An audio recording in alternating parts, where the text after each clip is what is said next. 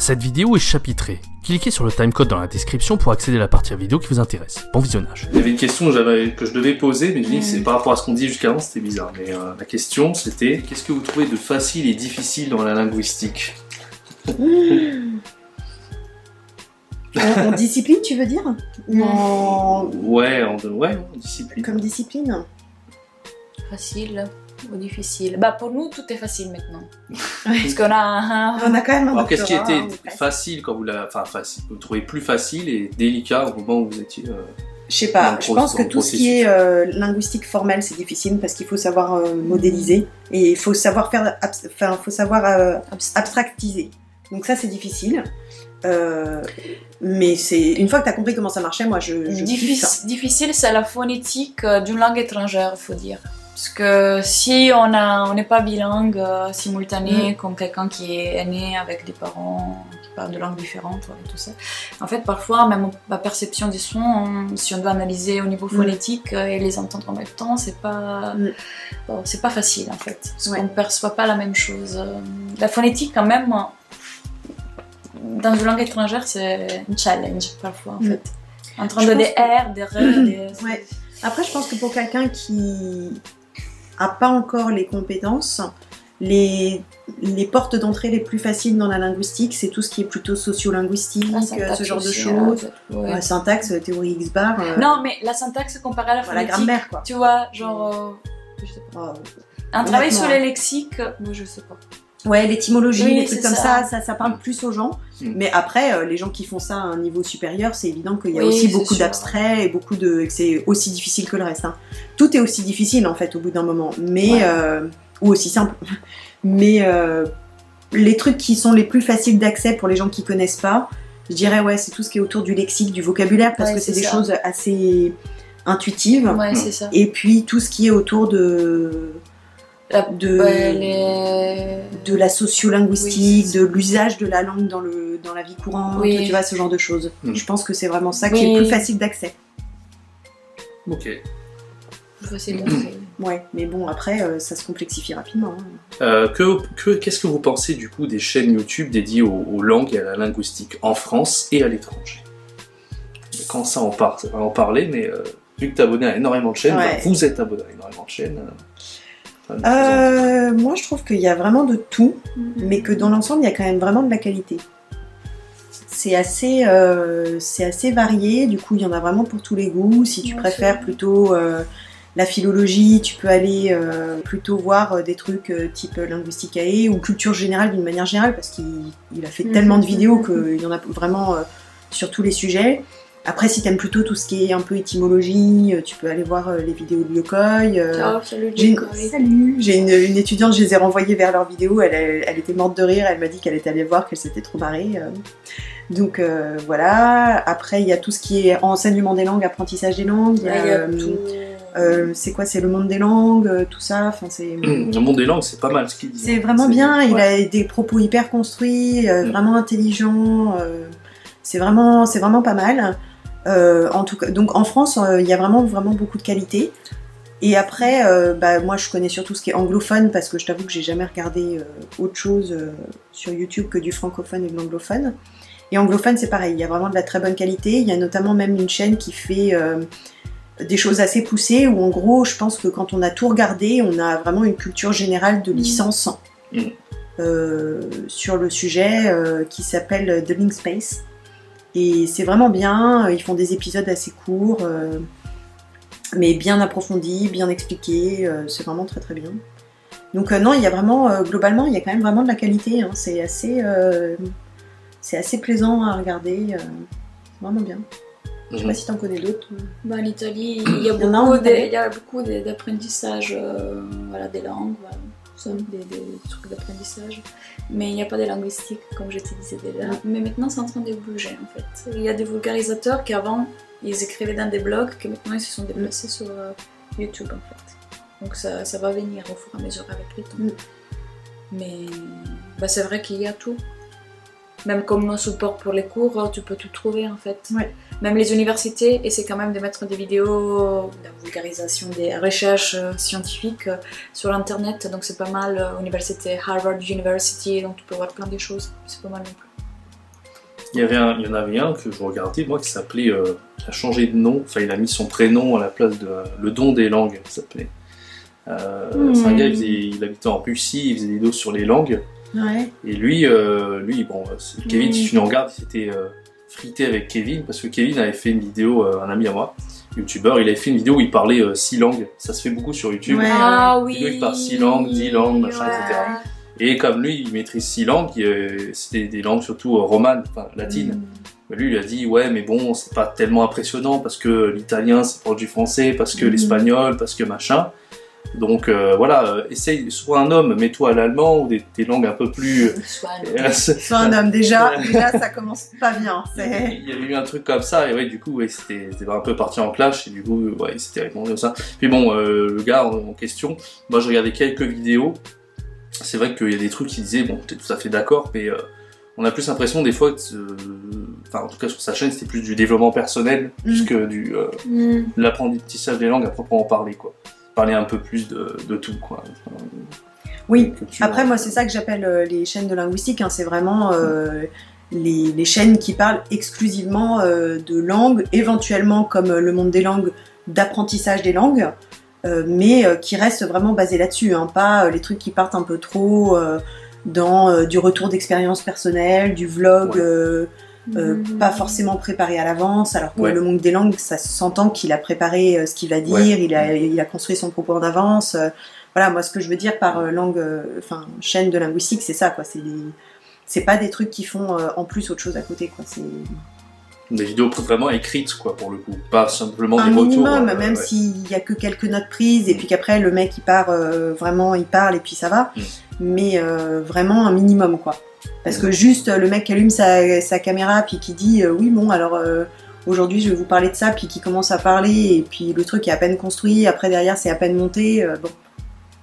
Ça, il y en a, hein, mais du coup pour moi c'est pas vraiment une chaîne de linguistique, c'est du vlog perso qui a pas forcément un intérêt plus que ça, quoi. Je veux dire, tu peux glaner d'ici et là des conseils de temps en temps qui peuvent être intéressants, mais c'est beaucoup de temps passé pour glaner quelques infos que tu peux trouver ailleurs, quoi. Donc, ça va pas trop à l'essentiel, quoi. Moi, des fois, ce que je me dis, ouais, quand je regardais des vlogs, je me dis, bon, il gratte la surface, mais finalement, il ne nous apprend rien de plus. Non, une fois qu'on a fini de regarder sa vidéo, on se dit, bon, bah, d'accord, il y a peut-être quelques trucs à droite à gauche, c'est vrai qu'il fait un retour d'expérience, un truc comme ça, mais ouais, on n'apprend pas vraiment. Des vidéos comme ça, on a vraiment des milliers sur YouTube, ça se distingue pas vraiment. Non, ça se distingue pas, c'est vraiment la masse des vlogs, quoi, qui ont rien de plus linguistique finalement que ça. La question qui se portait à ça, la suivante, c'était qu'est-ce que vous aimez le plus et le moins sur la plateforme, sur YouTube, en termes de vidéos. Donc ce que tu aimes le plus, enfin je m'en doute, un peu de la vulgarisation. Alors moi c'est carrément les chaînes de vulgarisation, bien construites, bien montées, avec des animations top et tout, ça c'est... Je kiffe. Et... Moi aussi les voyages, j'aime bien les youtubeurs qui voyagent, qui font des belles vidéos, belle qualité, avec les vlogs de voyage. Même pas des vlogs, mais parce que maintenant il y a presque des professionnels en fait, donc ils ont tout ce qu'il faut, et je sais pas que ça m'a fait rêver, mais si c'est bien fait, ils parlent beaucoup. Bon, ils montrent aussi des choses qui ne sont pas, même des endroits, c'est pas une vision des surfaces que tu as dans les pubs par exemple, c'est vraiment... Et ça me plaît beaucoup aussi, les youtubeurs voyage. On connaît un qui s'appelle français, c'est Alex Viseo, je sais pas si tu connais. Parce que moi je regarde beaucoup l'Italie parce que donc, il y a des biens. Il y a un qui s'appelle Human Safari que j'aime bien, il fait des trucs, là c'est son travail maintenant parce qu'il y a des millions d'abonnés, donc et je trouve ça génial. Bah, ça me fait rêver, c'est pas, j'aime beaucoup, voilà. Et en plus il voyage avec peu de moyens en fait. Et donc c'est bien parce que tu te dis, ah putain, quand même moi aussi je peux faire ce voyage avec mon sac à dos. Après tu le fais pas, mais bon. Ça te donne l'impression que j'ai mal au dos déjà en pensant de porter ces sacs à dos pendant 10 jours. Mais bon, donc j'aime bien le voyage. C'est pas mal ça, le côté en fait, pas simplement côté vlog, on montre les trucs, mais peut-être le côté, voilà, on va au pays et comment on se sent dans le pays, le côté, le ressenti, peut-être même le côté reportage de les ça. Les personnes, voilà, qui font voilà, il y a un côté reportage. Voilà, je trouve ça pas mal en fait. Bon, je dis ça parce que j'ai fait une émission avec Mission Japon il n'y a pas si longtemps, qui sont spécialisés dans le voyage, enfin dans le reportage sur le Japon. Voilà, on a fait une émission là-dessus, on en a beaucoup parlé, mais c'est... Par exemple aussi, tu vois, ils vont essayer de la nourriture, ils l'expliquent, là on a pris ça, c'est ci, c'est ça, même un peu des notions historiques, voilà, sur... donc s'ils sont bien faits, c'est pas mal en fait. Ouais, après on n'est pas obligé de faire des reportages façon Arte, très pro, non, mais on y va, on a une première expérience, puis après on se renseigne sur ce qu'on va visiter, et on rajoute des voix off qui complètent un peu... Ça, oui, c'est ça, c'est pas mal. Donc, moi j'aime bien ça, des voyages. Et alors, qu'est-ce que vous aimez pas du coup sur la plateforme? Petite question, j'aime bien tout ce qui est un peu vide de contenu finalement, tout ce qui est. Vous aimez bien les vidéos dégustation, ça peut être drôle, ça peut être drôle. Ça peut être intéressant, ça peut être drôle. Moi, ce que j'aime pas trop, c'est clairement les vidéos hargneuses, les trucs haineux qui font un peu de l'appel à la haine et tout. Ça, moi, ça me gonfle clairement. Et malheureusement, des mecs qui s'énervent devant leur caméra, il y en a un paquet. Ouais. Et puis sinon... les pranks, toutes pareilles. Là, voilà. C'est tendance en fait. Il y a une tendance et tout le monde fait la même chose. Donc à certains moments, tu dis... Les blagues comme ça, oui, ça me fait pas trop rire. Ou après, même pas mal d'humoristes qui me font pas rire, quoi. Ouais, ça, tu vois. Ils sont populaires chez d'autres, même, ouais, il y en a qui sont mainstream des fois. Et puis tu regardes, tu dis, tu comprends pas trop pourquoi ça a le succès que ça, parce que peut-être auprès des très jeunes. Par exemple, moi... Là, ils sont très populaires, c'est McFly et Carlito. Ouais, moi je comprends pas. Moi j'ai jamais. Pas rire. Non. Autant, bon, c'est vrai que Cyprien Norman, bon, je peux comprendre, mais il y a quand même. Puis ils ont développé tout un univers autour, mais c'est vrai que. Ils ont des professionnels qui travaillent pour eux, c'est ça aussi, genre. Oui, il y a de la qualité technique. Non, mais bien sûr, mais après, je juge pas les gens qui regardent ces vidéos-là, c'est juste que moi, ça m'intéresse, mais vraiment pas du tout, quoi. C'est des trucs que je passerais pas des heures à regarder ça, alors que je peux binge-watcher le contenu d'une chaîne que j'aime, tu vois. Et j'aime bien aussi les booktubers. Bah, moi, le booktube, ça m'ennuie vite parce que. Mais il y a des bonnes. Mais il y en a qui font ça très bien. Et ça me plaît. Moi, ça m'ennuie vite parce que déjà, j'aime pas qu'on me spoil des bouquins. Et en plus, j'aime bien me faire mon avis à moi. Avant d'avoir l'avis de quelqu'un d'autre. Alors par contre, ce que je fais, c'est que parfois, si je sais pas trop quoi penser d'un livre, ou au contraire, il y a un livre, je sais, enfin tu vois, j'ai envie de savoir ce que d'autres pensent, là je peux aller voir un booktube sur le bouquin en question. Mais je regarde pas un booktube pour regarder un booktube. Moi je l'ai fait pour choisir des lectures parce que tu vois, je sais pas quoi. Moi j'ai déjà tellement de trucs sur ma liste, c'est pour ça aussi. Hein, là, moi je me dis, qu'est-ce que je vais acheter? Tu vois, je rentre en Italie parce que je lis beaucoup en italien, qu'est-ce que je vais acheter? Voilà, par exemple des auteurs italiens parce que maintenant je connais plus les marchés parce que je suis ici, donc un peu pour me renseigner. Voilà. Ça j'aime bien. Et... Après il y a beaucoup d'effets de mode sur YouTube, il y a un truc que j'avais regardé il y a pas longtemps, je sais pas si vous avez entendu parler du Momo Challenge. C'est un truc qui m'a... Bon moi c'est le côté, c'est pas l'effet de mode en lui-même qui m'a intéressé, c'est ce qu'il y avait derrière. C'est-à-dire que ce truc-là avait fait le buzz parce que c'était... en fait un challenge, soi-disant allez les jeunes vont faire ça parce que c'est un numéro effrayant et en fait une fois qu'on parle à la fameuse Momo qui est une tête vraiment c'est une poupée japonaise en fait donc c'est super effrayant et une fois qu'on lui parle on doit faire tout un tas de challenges comme ça mais c'est des trucs un peu suicidaires, des trucs ils vont nous réveiller en pleine nuit, ils vont nous dire allez vous allonger sur les rails d'un train, enfin des trucs comme ça. Et ça avait fait le buzz sur internet parce que tout le monde faisait le challenge, c'était faux, hein, c'est-à-dire qu'ils parlaient pas vraiment à Momo. C'était peut-être la mère qui était dans une pièce d'à côté et il faisait semblant de faire le truc et ça faisait des millions de vues comme ça. Enfin, ça ils ont profité de. Jamais entendu parler quoi. Ils ont fait. Non, ça a été tendance pendant plusieurs mois et je me suis dit putain, il y a que YouTube était inondé de ça. Mais moi justement ce qui m'a. Pourquoi j'ai voulu m'enseigner là-dessus, c'est ce que je me demandais. Le truc, la Momo, c'était de me dire mais comment un truc pareil peut exister? Parce que derrière, il y avait des criminels, des cybercriminels qui étaient... je sais pas comment ils ont conçu un algorithme aussi perfectionné, qui arrivait à savoir exactement où tu te trouvais, que si tu étais en train de faire une vidéo, ils le savaient. C'était du fake, ça, non? Non, c'est la vérité. Même ils t'appelaient sur ton fixe à 3h du matin, etc. Ils savaient exactement ce que tu fais, etc. Puis ils menacent... ils savent tout sur toi, toutes les infos et tout, parce qu'il y en a qui disaient qu'ils installaient un cheval de Troie sur le téléphone, un truc comme ça. Et aussitôt que tu envoyais un message, ça y est, le virus était installé sur le téléphone, et il pouvait tout savoir et tout ça.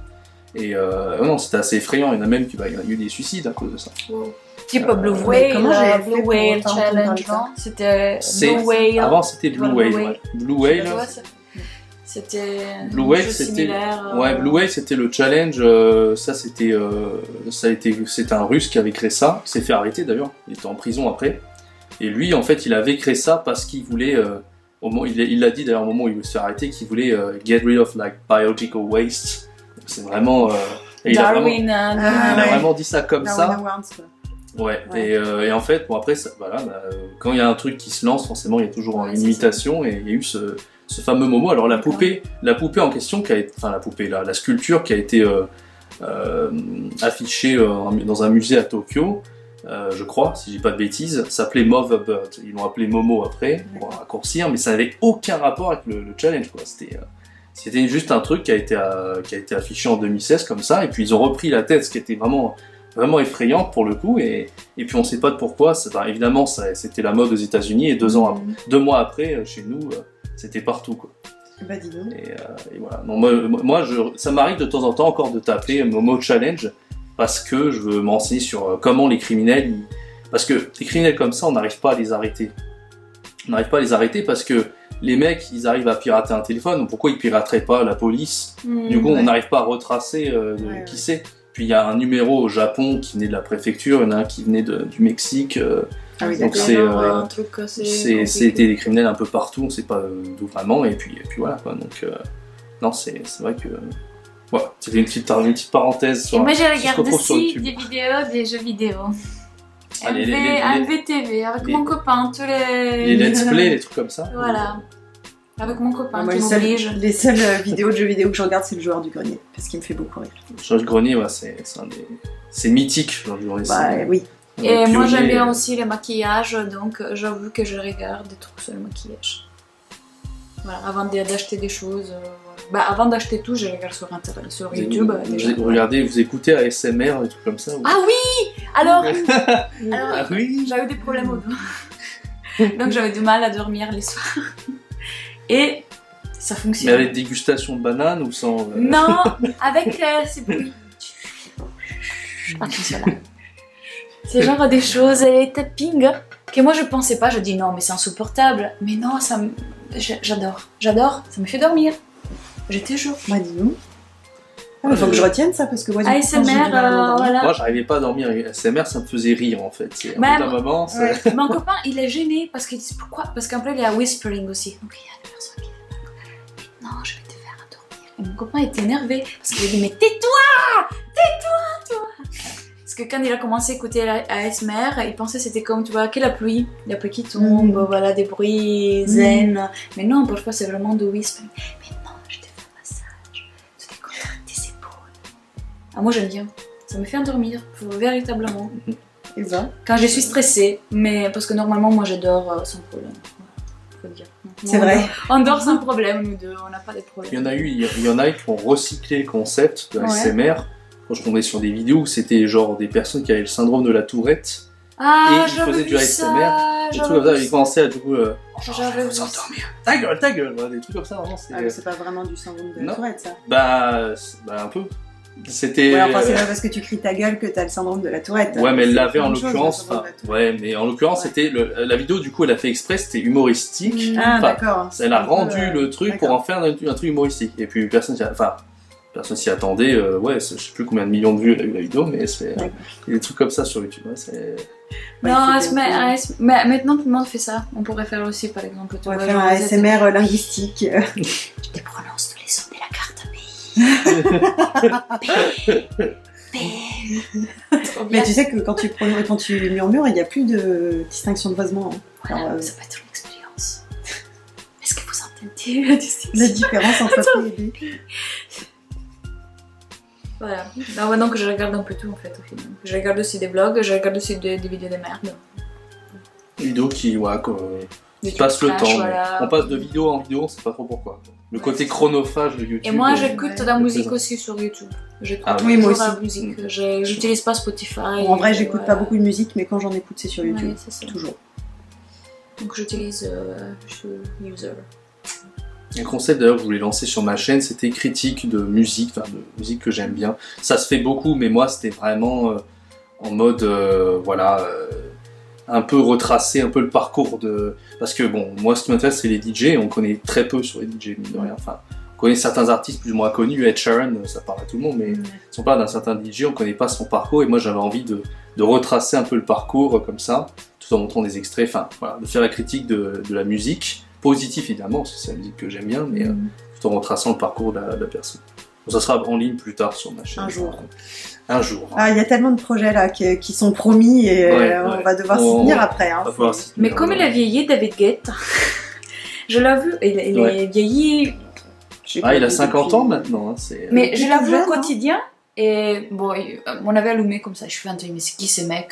Je sais pas. Même lui, il n'avait pas reconnu. C'était David Guetta.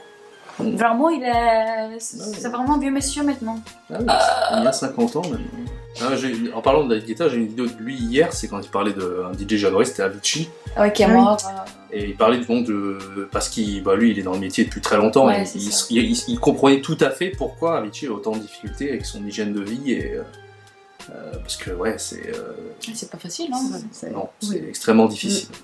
Moi, à chaque fois, je pense à Avicii, en tout cas, je me sens mal à chaque fois, donc c'est compliqué. Bon, allez, enchaînons. On va transiter. Du coup, par rapport à... Donc vous, quand vous faites des vidéos, vous êtes, on peut le dire, hein, à la fois vulgarisatrice et vidéaste. Vous avez fait un peu les deux en même temps. Est-ce que vous trouvez pas ça un peu difficile de lier les deux, justement, de faire le côté un peu... il faut vulgariser et en même temps, il faut avoir les compétences audiovisuelles pour arriver... Ah bah, sur les grosses vidéos, c'est simple, on a distingué. Toi, tu fais l'audiovisuel, moi, je fais le texte. Donc ça, c'est simple.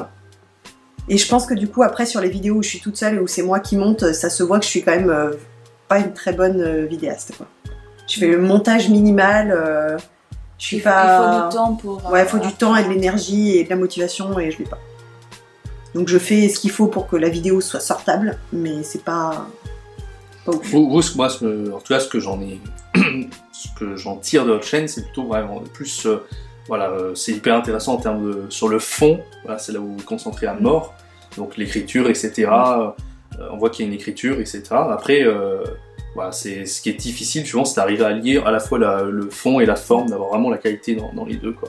C'est-à-dire qu'il y a des chaînes où c'est que la forme, il n'y a aucun contenu, ça. mais ils veulent qu'il y ait des trucs qui s'affichent toutes les 5 secondes, faire ce qu'on appelle de l'hypermontage, c'est-à-dire faire quelque chose d'hyper dynamique, mais ça va stimuler les yeux du spectateur, mais il n'y aura pas de... En fait, le truc, c'est que les deux sont quand même un peu liés, au sens où nous, notre montage, il est censé servir le propos, hein, il est censé faciliter la compréhension du spectateur. Donc forcément, on ne peut pas faire des trucs qui flashent dans tous les sens, des mots qui pop un peu partout, on est obligé de faire un truc... Enfin, tu vois, par exemple, si on met des mots-clés, faut qu'on les mette toujours au même endroit, parce que le spectateur, il s'attend toujours à trouver au même endroit les mots importants. Faut toujours, tu vois, enfin, faut trouver des méthodes, et ça, pour ça, Samantha, elle est douée, pour mettre le texte, le sens du texte le plus facilement à l'accès du spectateur, quoi. Que ce soit évident, que ça rende le discours encore plus limpide. Il faut trouver des trucs, faut faire des trouvailles, mais sur la dernière vidéo avec Mirko, le truc avec les vidéos en plusieurs regards et tout, c'était très bien ça. Merci, nouveau ordinateur. Ouais. Oui, il faut avoir le matériel. Il faut aussi avoir, des ordinateurs assez costauds quand même, pour faire des montages assez costauds. C'est ça aussi qui fait la différence en fait. Il faut investir sur le matériel. Ce qui n'est pas facile quand vous vulgarisez quelque chose au niveau du montage, c'est d'arriver à rajouter des éléments qui sont pas juste là pour faire joli finalement, mais qui aident, qui illustrent finalement. Et que ça illustre. Et qui soit aussi drôle. Voilà. Donc c'est pas facile. C'est ça, il faut que ça illustre, parce que ce soit drôle, que ce soit scolaire. Mais que ça perturbe pas trop la compréhension. Ça. Parce que des fois, à vouloir être trop drôle, tu fais un montage top, tu rajoutes de la musique et tout, et en fait tu te rends compte que le montage, la forme, empiète sur le fond, et du coup en fait le spectateur il fait plus du tout attention à ce que tu dis et il a pas du tout écouté, et c'est pas le but, quoi. Il y a des choix à faire, c'est du tâtonnement le montage, c'est pour ça qu'on va tester des trucs, on se dit j'ai eu cette idée là, mais comment je peux rajouter le petit détail qui va bien au bon moment. Mais c'est pour ça qu'on a deux, donc on est en super team, parce que en plus quand on a trop dedans au montage, genre t'as passé des heures à faire un petit truc comme ça, tu vois plus rien, tu vois pas l'ensemble, je sais pas, tu n'es pas critique parce que tu sais que tu as passé 20 heures à monter ta vidéo, tu te dis oh, quand même voilà putain. Genre... Alors que nous il y a pas mal d'allers-retours en fait, quand elle a fini une première version bien montée, voilà, elle me l'envoie, moi je lui donne toutes mes critiques, souvent il n'y a pas grand chose à changer. Je vois des choses que je voyais pas, parce que quand tu es dedans, c'est comme toutes les choses, hein, quand on est dedans on va pas... Et là on fait une deuxième, tu fais une deuxième version montée qui elle est généralement bonne à publier, à peu de choses près. Ouais c'est ça, après on peut toujours en discuter à nouveau, hein, c'est pas... Voilà, mais globalement c'est ça, on fait il y a deux versions montées en fait, une première qui est que Samantha, et après moi je donne mes retours, je donne des conseils, je propose des trucs. Ça, selon moi, il faut... oui, la vidéo est trop longue parce que ça nous arrive en fait. Parfois on va faire des trucs qui sont trop longs. Bon, ça va, elle est courte la note là. Oui, à peine 2h30. Voilà. Donc oui. Ouais, il y avait un truc qui m'avait marqué, je sais plus quelle vidéo, peut-être une vidéo que tu avais fait toi où il y avait un truc sur les produits laitiers et tu avais rajouté la musique à ce moment-là. Oui. C'est des petits trucs, c'est des petites illustrations comme ça. Les produits laitiers sont des amis pour la vie. Ça, j'étais fière de moi. C'était franchement. Puis il faut dire que moi, le montage, voilà. Mais... Ouais, mais c'est un peu ça, finalement, moi, plein de fois, j'ai des petites idées de dernière minute comme ça. Ah mais moi c'était pas une idée de dernière minute. Tu t'es dit elle a construit la vidéo sur ça. Non mais je me suis dit les produits laitiers. Faire la vidéo. Les produits laitiers, moi le premier truc auquel je pense c'est à cette foutue pub, tu vois. Donc forcément je me suis dit je peux pas ne pas la mettre. Bien sûr. Ouais. Comme le cheval là, le cheval. Ouais non mais tous ces petits trucs là, finalement voilà, je suis sûr qu'il y en a plus d'un qui ont regardé le truc, se sont dit. Quand tu souris forcément t'es là, puis on s'y attend pas surtout. Mais là bon, c'est du sérieux, c'est très sérieux. C'est marrant, t'es le premier à me faire ce retour sur cette vidéo. Ouais j'ai des petits flashbacks mémoriels, des petits trucs comme ça. Alors du coup on peut passer à la question suivante. Est-ce que vous pensez donc que les vidéos de vulgarisation sur YouTube seraient plus susceptibles de prendre le pas sur l'enseignement traditionnel en milieu scolaire? Non. Déjà parce que tu peux pas savoir à qui tu peux faire confiance sur internet. Des vulgarisateurs, il y en a des tonnes. Tu peux toujours aller checker leur background et tout, mais au bout d'un moment, ça empêche pas que derrière il te faut quand même quelqu'un en qui tu sais que tu peux avoir confiance pour te faire la médiation du contenu vers toi. Donc je dis pas que les vidéos peuvent pas servir de contenu ou d'amorce à des profs, au contraire, je pense que ce serait une bonne idée, mais je pense qu'il n'y a aucun moment où les cours seront remplacés par de la vulgarisation sur internet.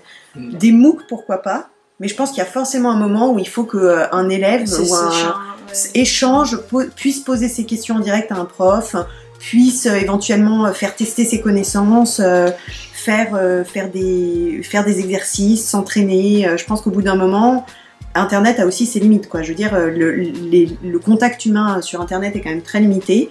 Tu peux poser tes questions en commentaire, mais tu sais pas si on va te répondre, tu sais pas comment on va te répondre. Enfin, tu vois, il y a plein de choses qui font que tu peux pas te passer d'un prof. Pas que prof vers...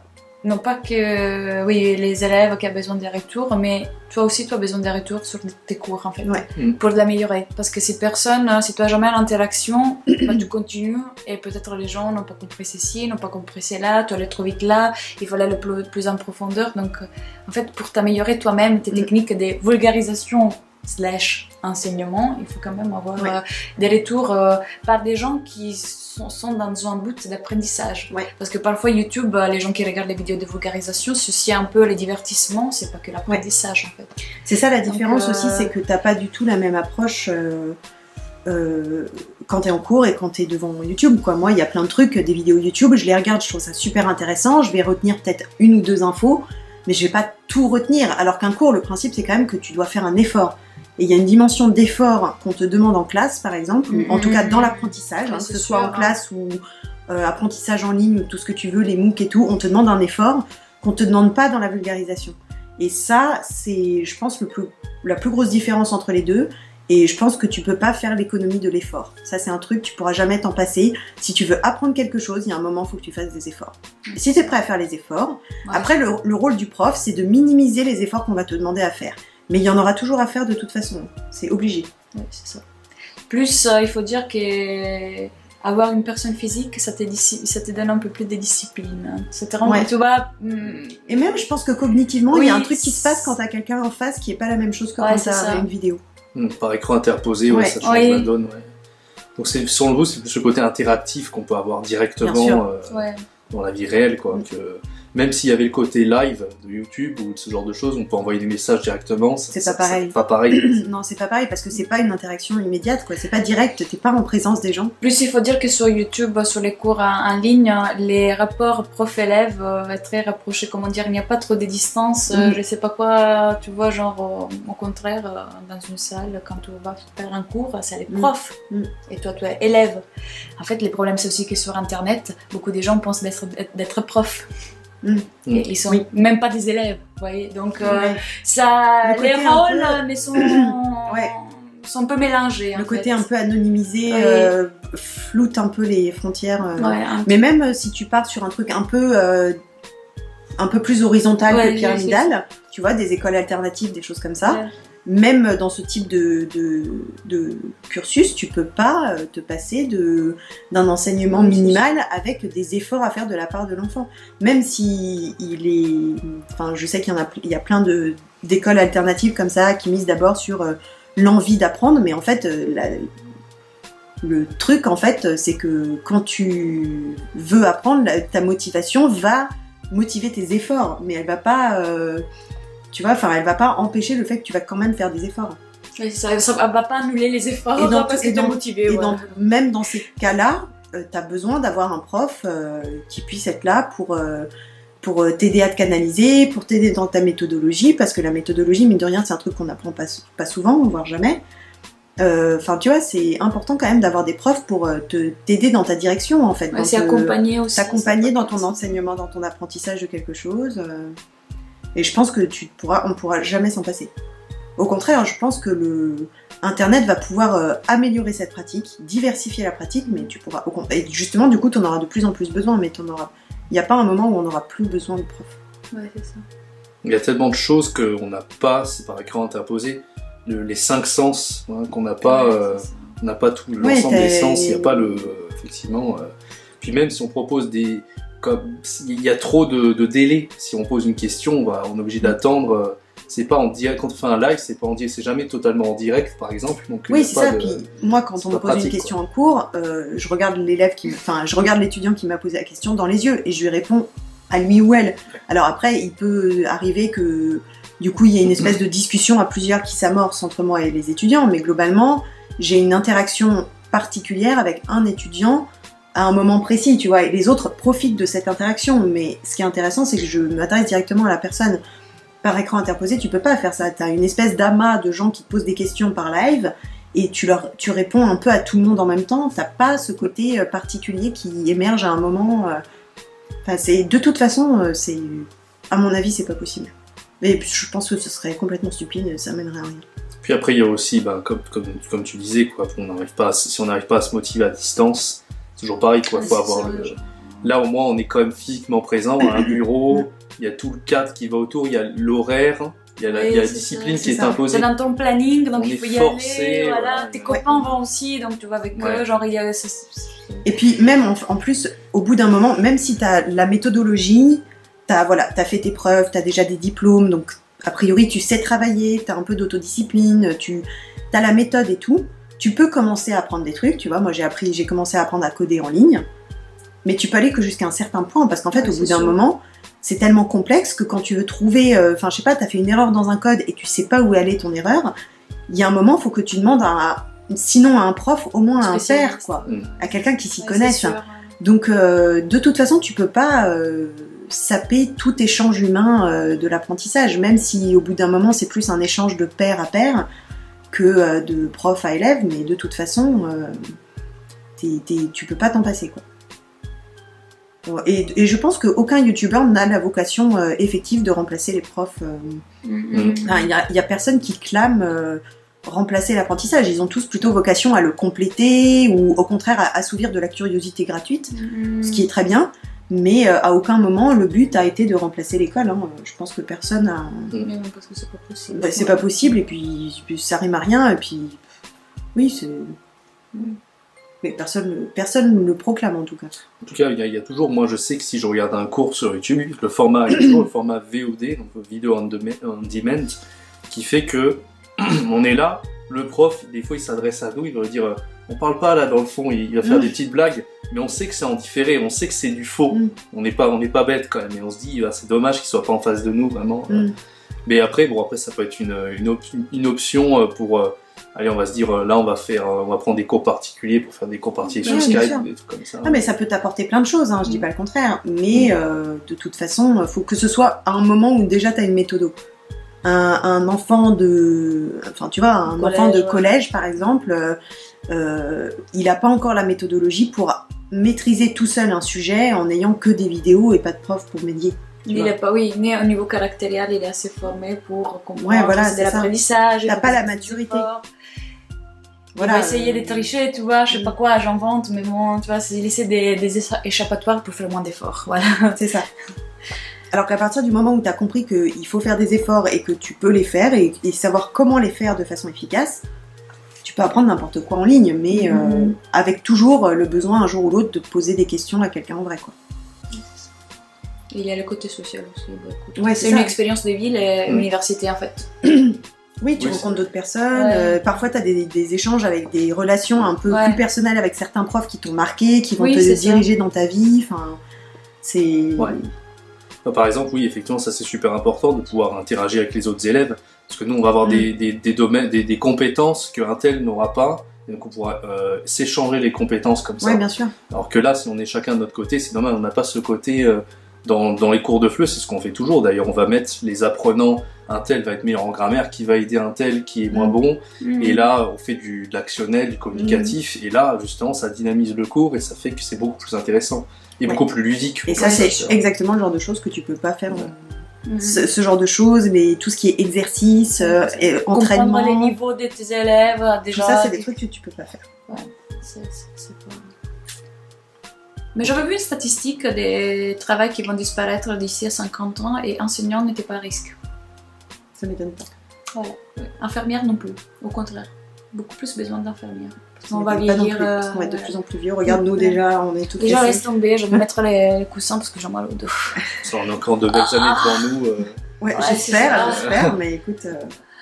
Il y a toujours eu besoin de profs, c'est vrai que ça vraiment... Ça va pas être remplacé par la technologie en fait. Ouais. Je pense que ça pourra jamais être remplacé par la technologie. Il n'y aura pas des robots articulés qui vont faire cours. Non, pas dans 50 ans. Au moins. Même à mon avis, jamais. Ok, donc il reste les questions de Kevin, plus techniques. Allons-y, salut Kevin. Vous êtes chaude ou pas? On est chaude pour les questions techniques. Justement, techniques. Les questions techniques à la fin, là, que je fais. J'avoue que j'ai pas eu le temps de réviser, là, vraiment, mais bon, questions on va voir. C'est pas grave, on va essayer de vulgariser. Les questions techniques de linguistique ou de linguistique? Non, je voulais que c'était dur. Enfin, linguistique, voilà.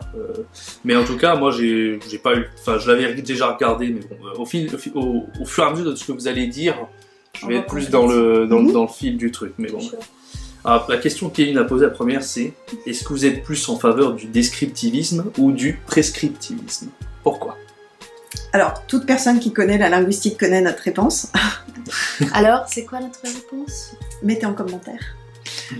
En tant que linguiste, on est forcément descriptiviste. Parce que quand tu es linguiste, tu es scientifique. Et donc, tu vises à décrire l'état des choses et non à ordonner comment les choses doivent être. Voilà, c'est ça. Voilà. Tout simplement. Je suis d'accord avec ma copine. D'accord, ouais. Ok, ça me va comme réponse. On s'en fout des règles. En fait, quand on dit que quelque chose est grammatical ou que ça suit des règles en grammaire de linguiste, on dit quelle est la règle qui fait que les gens parlent comme ils parlent. Mais c'est pas une règle qui dit aux gens comment ils doivent parler. Par exemple, je sais pas moi, une règle de grammaire que personne ne suit. Je sais pas moi. Indicatif après que plus indicatif. Voilà. Après que plus indicatif. En réalité, la règle dans la langue française, c'est que après que, on met du subjonctif. Parce que c'est l'usage. En fait, on décrit l'usage. On ne dit pas comment il devrait être. D'ailleurs, ils veulent réformer ça, je crois. Enfin, oui, parce qu'en fait... Tout le monde fait la faute. Bien sûr. Mais du coup, c'est pas une faute. Oui, c'est une tendance de la langue à aller vers voilà, c'est tout simplement le subjonctif qui a changé de valeur en français et on l'utilise plus de la même façon. Et voilà, enfin, c'est... En fait, nous, on observe ça. C'est pas, on dira jamais à quelqu'un qu'il a fait une faute. En fait, sur la base de l'usage, on décrit des... C'est ça. La langue en remarquant des règles d'application. Voilà, des régularités. Voilà, régularités, très bien. Mieux que règles, régularité. Là, la question 2 est assez liée à celle-ci, justement. C'est un peu l'Académie française qui fixe ces règles-là. Et donc, ouais, alors, selon vous, est-ce qu'elle est vraiment utile, l'Académie française? Ça, c'est pareil, hein, si vous êtes un peu linguiste, vous connaissez la réponse. Il y a eu un petit débat aussi sur la vidéo des anglicismes. Voilà. Ouais. Bah, alors après, il n'y a pas que l'Académie française, hein, il y a aussi l'État, l'enseignement, tout ça. Mais d'après moi, l'Académie française juste toute seule, non, elle sert à rien. Tout simplement. Enfin, je suis désolée pour ceux qui aiment l'Académie française. Hein, et ceux qui sont dans l'Académie française, qui sont en train de regarder la vidéo. Et j'ai rien contre les académiciens eux-mêmes. Il y avait des gens très bien, et il y a sans doute encore des gens très bien, juste je ne les connais pas. Mais ce qu'ils font en termes de linguistique, pour la linguistique, je dis pas pour la littérature et tout ce que tu veux, hein, mais pour la linguistique, non, je pense qu'ils ne servent à rien. Et puis ils réforment énormément, genre au niveau de l'orthographe, ils repassent, il y avait un terme, un substantif qui était orthographié comme ça, puis ils l'ont réorthographié comme ça, puis ils repassent à l'ancien. Ouais, non, mais les réformes de l'orthographe, tu sais, il y en a toujours 12 000, ça rime à rien. Genre oignon, ils remettent OG au lieu de OIG, maintenant aussi, par exemple. Alors qu'avant c'était OG, enfin bon, ils n'arrêtent pas de changer. L'accent circonflexe pour chaîne, sur chaîne YouTube aussi. On a toujours mis un accent circonflexe, maintenant c'est plus obligatoire. Oui, mais enfin, ça dit YouTube met un tréma, alors on est plus à ça. Je sais pas si t'as déjà vu, il y a un tréma sur le côté. Ouais, je te montrerai. Parce que c'est pas une truc. Ça fait un peu allemand, comme ça. Ça fait shine. Shine. D'accord. Sur ma Shine.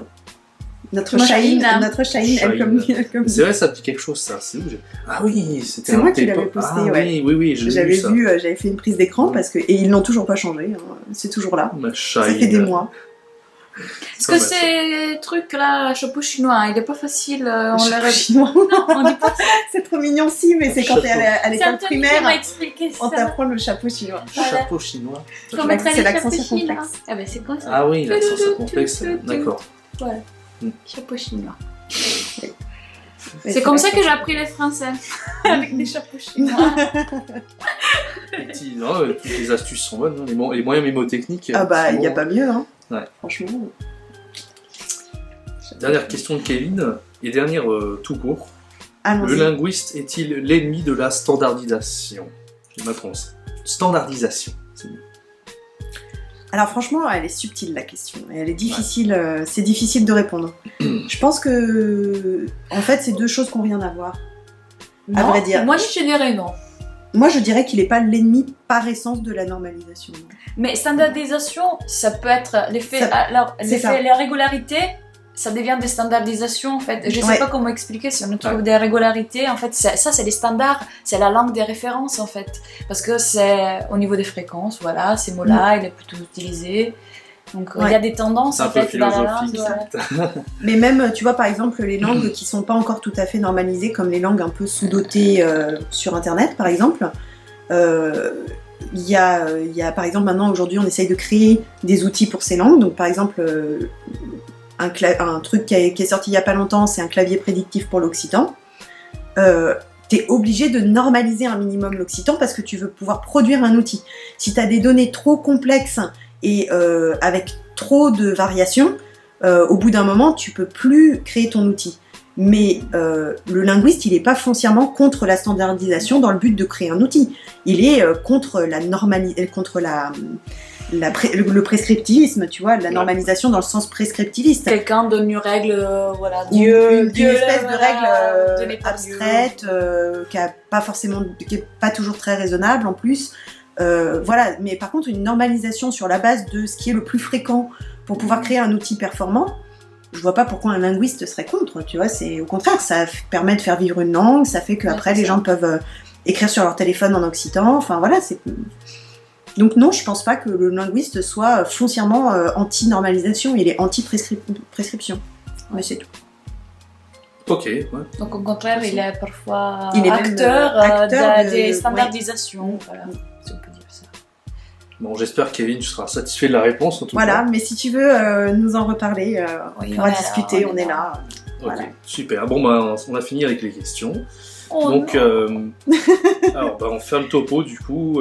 Alors, on peut vous suivre sur les réseaux sociaux. Tout à fait. Tous les réseaux sociaux, donc que ce soit tous. Twitter, non, pas tous. On n'est pas sur Discord et ce genre de trucs. Ouais, Discord ou Snapchat. Telegram non plus. Telegram non plus. Telegram on peut pas tout avoir. Hein. Non. Ouais, bon, les principaux, hein, que ce soit Twitter. Ouais. Tous les liens sont dans la description, mais je vous affiche ici en ce moment même. Et voilà, donc Elle comme linguiste, hein, ouais, c'est ça, Samantha et Mathilde de Elle comme linguiste. Avec bon, ma chaîne c'est Follow Joanie, sinon sur les réseaux sociaux. Faut les suivre. Pareil, dans la description, je vous mets tous les liens aussi. Alors moi, c'est pas vraiment la linguistique, même si je m'y intéresse de plus en plus. C'est plus les langues, voilà, des challenges sur les langues avec de l'humour, hein, pas mal. Et voilà, je rajoute ce concept sur la chaîne, donc avec des émissions, avec des invités aussi intéressants que... Merci pour l'invitation. Merci d'être venu. Il n'y a pas de quoi, en tout cas c'était super intéressant. J'espère que la vidéo vous a plu. N'hésitez pas à la partager autour de vous si elle vous a plu. Et à poser vos questions en commentaire, hein, s'il y a des choses qui sont pas claires ou s'il y a encore plus de questions, parce que là on a quand même bien fait le tour. Hein, ouais. Non, oui, mais s'il y en a d'autres, on a essayé d'être le plus complet possible, que ce soit par rapport à votre parcours, votre chaîne, de la linguistique en général, voilà, même si on va pas trop rentrer dans les détails parce que c'est très technique, c'est un peu technique. Après, il y a aussi déjà quelques éléments de réponse sur la chaîne. Ouais, c'est ça. Et on a parlé des langues aussi parce que ça m'intéresse. Bah oui, c'est normal. C'est toujours, ça nous intéresse tous. Et puis, voilà. Merci en tout cas d'avoir suivi cette vidéo. À très bientôt. Salut tout le monde. Salut. Ciao.